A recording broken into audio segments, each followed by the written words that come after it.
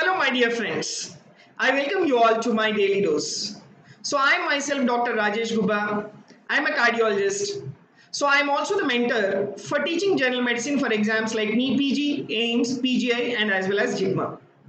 As the part of today's daily dose, here is the clinical question. You are discussing about a patient with your register who had suddenly become shortness of breath in the ward. After performing an arterial blood gas analysis, you have come to a clinical suspicion that the patient might have had pulmonary embolism. Which of the following is the investigation of choice for pulmonary embolism? Let me tell you that for diagnosing pulmonary embolism, you have multiple investigations. Like you have starting all the way from D-dimer, chest X-ray, CT pulmonary angiogram, ventilation perfusion scan, ECG, and as well as two-dimensional echocardiography. Now, out of this multiple investigation, what is the investigation of choice is the CT pulmonary angiogram. Now, I will tell you why CT pulmonary angiogram is considered as the investigation of choice. Why not the other investigations? First, let me tell you why CT pulmonary angiogram is considered as the investigation of choice. First point is that it has very good sensitivity and as well as specificity in diagnosing the pulmonary embolism. And not only that, the availability of that particular investigation. CT pulmonary angiogram is also available out of the hospital hours. Even in the late hours of the hospital, the patient can undergo the CT pulmonary angiogram. And this particular CT pulmonary angiogram can detect the pulmonary embolism down to the fifth order pulmonary arteries. So that is the reason why the CT pulmonary angiogram is considered as the investigation of choice. Now, why not other investigations are considered as investigation of choice? Let me tell you. Now, you take the second important investigation, that is ventilation perfusion scan. Ventilation perfusion scan, let me tell you, this is the second best investigation for diagnosing pulmonary embolism. Why? Because it has high sensitivity and as well as high specificity. But what is the problem with the ventilation perfusion scan? The problem is that the availability in the late hours of the hospital is less likely with ventilation perfusion scan.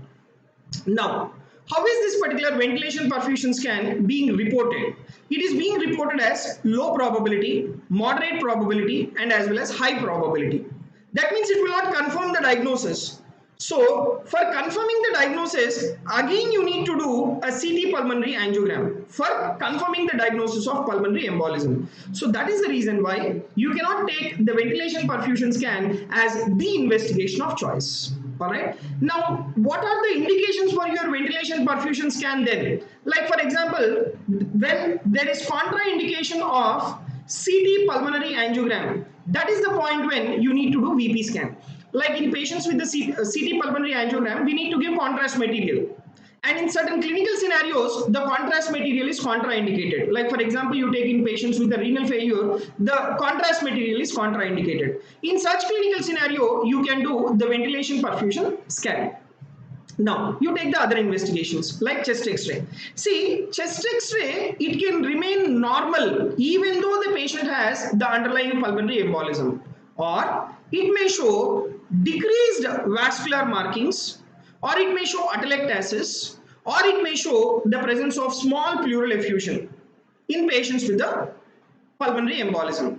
Now, there are very important signs in the chest X-ray of a patient with the pulmonary embolism. First, let me show you the normal chest X-ray. This is the normal chest X-ray, right? So, this is your ascending aorta, right? This is your descending aorta, superior vena cava, right pulmonary artery, left pulmonary artery, right descending pulmonary artery, and as well as the right atrium and as well as the right ventricle. So these are the normal structures in the normal chest X-ray.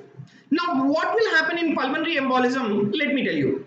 Now, there are three important signs that you should know. One is your Hampton's hump, next is Pallas sign, and then the other one is the Western mark sign. Now, first of all, you take the Hampton's hump. In Hampton's hump, it is the one like what you see in patients with the pulmonary embolism. And what you will see is the presence of a wedge-shaped infarct.